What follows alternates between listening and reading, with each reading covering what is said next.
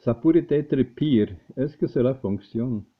Ne t'y inquiète pas, ça pourrait être pire. C'est une expression qu'une personne qui traverse une situation difficile entend fréquemment. Cependant, génère-t-elle un quelconque bienfait ou montre-t-elle que l'on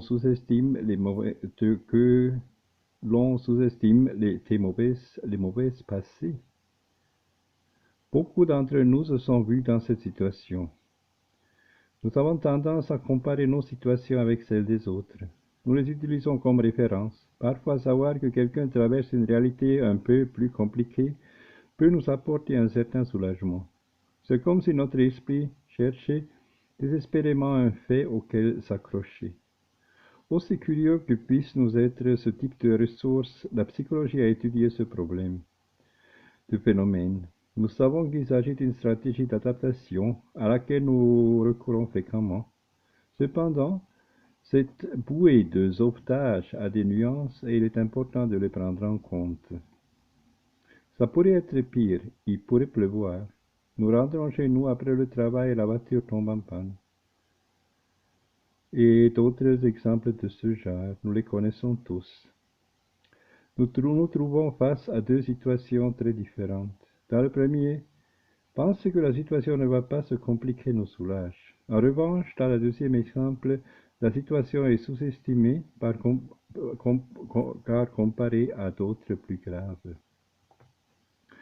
Dans la deuxième situation, la stratégie utilisée revient à invalider la réalité particulière de quelqu'un, ce qui génère un certain sentiment de culpabilité chez la personne qui traverse une mauvaise passe.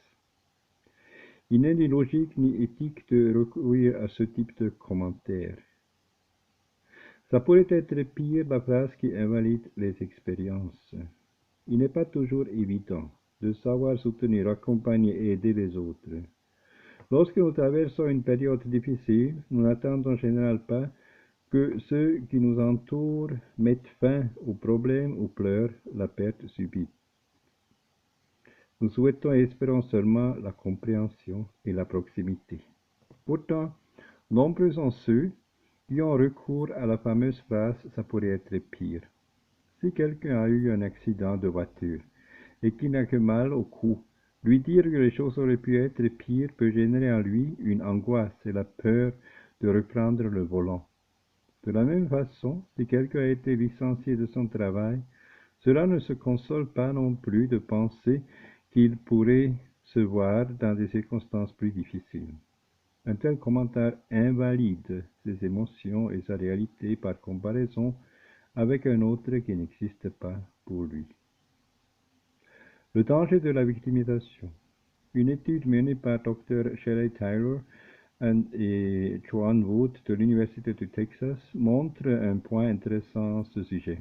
Ce ne sont pas seulement les autres qui ont tendance à recourir à cette phrase, nous le disons à nous-mêmes.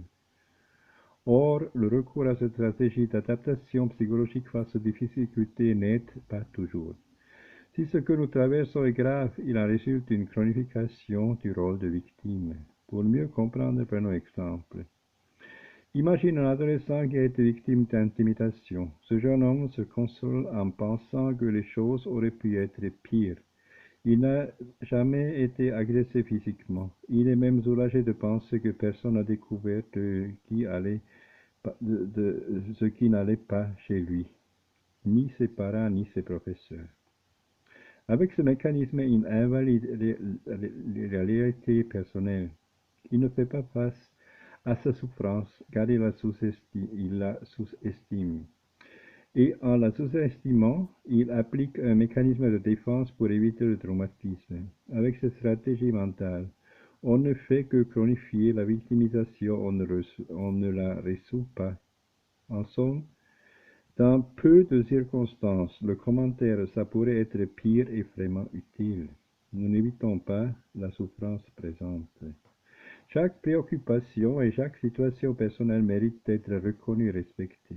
Si nous ne comprenons pas que la situation que vit l'autre est capable de générer à lui une souffrance et une angoisse réelle, il nous sera très difficile de l'aider.